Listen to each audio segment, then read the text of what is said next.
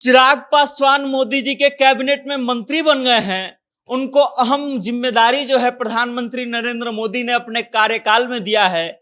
और जब से प्रधानमंत्री ने चिराग पासवान के पोर्टफोलियो को डिसाइड किया है, जब से चिराग पासवान का मंत्रालय तय हुआ है, तब से उनके चाचा फिर से खबरों में आ गए हैं। अब चाचा खबरों में क्यों आ गए हैं, चिराग पासवान और चाचा के मंत्रालयों का संबंध क्या है, ये हम आपको विस्तार से बताएंगे। लेकिन उससे पहले नमस्कार, मेरा नाम वेद प्रकाश है। आप जनता जंक्शन देख रहे हैं और कैमरे के पीछे हैं विशाल। आइए अब हम आपको बताते हैं कि आखिर क्यों चिराग पासवान और चिराग पासवान के चाचा पशुपति पारस जो हैं लगातार फिर से चर्चा के केंद्र में आ गए हैं, जब से चिराग पासवान को मंत्रालय दिया गया है। दरअसल 9 तारीख को प्रधानमंत्री पद की शपथ मोदी जी ने लिया और उनके साथ ही कई लोगों ने मंत्री पद की शपथ लिया। इन लोगों में शामिल थे चिराग पासवान।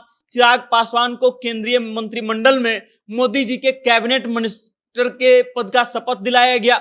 और कल जो है शाम को प्रधानमंत्री नरेंद्र मोदी ने सब मंत्रियों का पोर्टफोलियो डिसाइड किया कि किसको कौन सा मंत्रालय दिया जाएगा। इसमें जब नाम चिराग पासवान का आया तब सब लोग चौंक गए। चौंक इसलिए गए क्योंकि लोग कयास लगा रहे थे कि चिराग पासवान को शायद और बड़ी जिम्मेदारी दी जाएगी।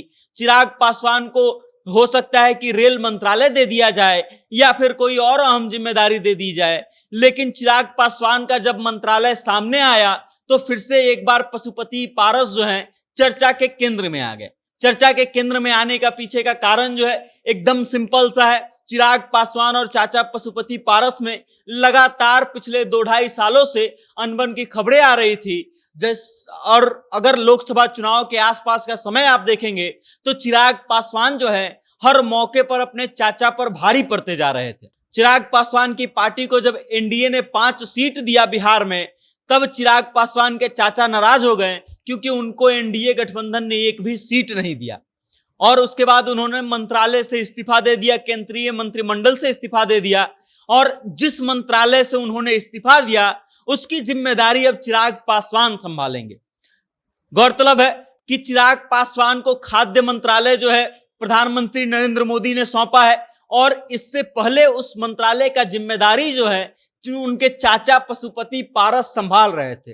अब इस कारण से चर्चा के केंद्र में चाचा भतीजा दोनों आ गए हैं, क्योंकि चिराग पासवान जो है हर मौके पर भारी पड़ रहे हैं अपने चाचा पर। और शायद यही कारण है कि चर्चा के केंद्र में एक बार फिर से आ गए हैं। चाचा पशुपति पारस का जो पूर्व मंत्रालय था वो अब चिराग के हाथों में आ गया है। अब चिराग पासवान इसके लिए एनडीए से कहे थे कि उनको ये मंत्रालय चाहिए, या फिर एनडीए ने खुद ब खुद तय कर दिया, प्रधानमंत्री नरेंद्र मोदी ने खुद ब खुद तय कर दिया, ये तो वक्त बताएगा। लेकिन आप समझ लीजिए कि चिराग पासवान का दबदबा कितना बढ़ गया है कि अपने चाचा के मंत्रालय पर भी उनका कब्जा हो गया है। बाकी चिराग पासवान को लेकर के बिहार में तमाम तरह की अटकलें चलती है, तमाम तरह की बातें चलती हैं। और एक तबका वो भी है जो चिराग पासवान को मुख्यमंत्री के तौर पर देखता है बिहार का।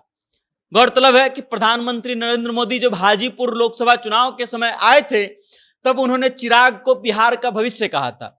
और अब बिहार के इस भविष्य का मतलब क्या निकलता है ये तो वक्त आने पर पता चलेगा। लेकिन उस भाषण के बाद से लोग ये कयास लगाने लगे थे कि चिराग पासवान को बिहार का भविष्य कहकर कहीं ना कहीं नरेंद्र मोदी जो हैं उनको मुख्यमंत्री के तौर पे प्रेजेंट कर रहे हैं। बाकी अब खबरें ये चल रही हैं कि मोदी कैबिनेट में चिराग पासवान को जगह इसलिए दिया गया है ताकि वो जब बिहार के मुख्यमंत्री बनने जाएं तब उनके पास अनुभव हो। और इससे पहले जो है उनके पास कोई अनुभव नहीं रहा है, इससे पहले वो कभी कोई बड़े पद पर नहीं रहे हैं और इस कारण से उनको मंत्रालय दिया गया है ताकि वो अनुभव एकत्रित कर लें और 2025 के विधानसभा चुनाव के बाद जब भी भारतीय जनता पार्टी के पास मौका है उनको मुख्यमंत्री बना दे। बाकी अब इस दावे में कितनी सच्चाई है, इन बातों में कितनी सच्चाई है, ये तो वक्त आने पर पता चलेगा। लेकिन आप फिलहाल इतना समझ लीजिए कि चिराग पासवान एक बार फिर अपने चाचा पर भारी पड़ गए हैं। बाकी इस खबर को लेकर के आप क्या सोचते हैं,